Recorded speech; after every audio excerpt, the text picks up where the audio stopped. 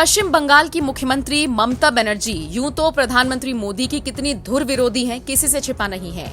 मतलब ये समझ लीजिए ममता बनर्जी को बस मौका मिल जाए, मौका मिलने की देर है और उसके बाद चौका मारने से वो बाज नहीं आती है। यानी कि मान लीजिए प्रधानमंत्री मोदी कोई फैसला लेते हैं जिसे जनता हाथों हाथ लेती है, लेकिन पश्चिम बंगाल की मुख्यमंत्री ममता बनर्जी उसकी आलोचना करने लग जाती हैं, उसकी निंदा करने लग जाती हैं। कई मुद्दों पर मोदी सरकार को घेरती हुई नजर आती हैं, कई बार तो भेदभाव तक का आरोप लगा देती हैं।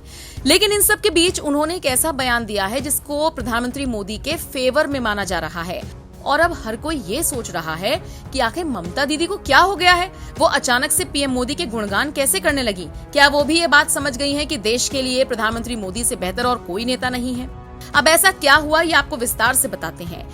दरअसल आपने देखा होगा अक्सर कहीं पर अगर सीबीआई की रेड पड़ती है या किसी भी एजेंसी द्वारा कहीं पर छापेमारी होती है तो सीधे सीधे मोदी सरकार को घेरा जाता है। विपक्ष तो यहाँ तक आरोप लगाता है कि तमाम एजेंसियों को मोदी ने अपने हाथों में ले रखा है और वो जैसा चाहते हैं वैसा ही हो जाता है। तो अब इसको लेकर ममता बनर्जी ने कहा, मुझे नहीं लगता कि राज्य में केंद्रीय एजेंसियों की कथित ज्यादतियों के पीछे प्रधानमंत्री मोदी का हाथ है।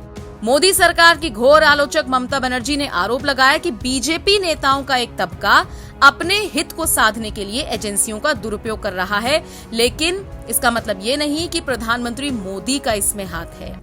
बता दें आपको, केंद्रीय जांच एजेंसियों पर ममता बनर्जी ने सवाल तो उठाए, लेकिन प्रधानमंत्री मोदी को क्लीन चिट देती हुई नजर आई। उन्होंने कहा कि ऐसा नहीं कि मोदी का इसमें कोई हाथ है।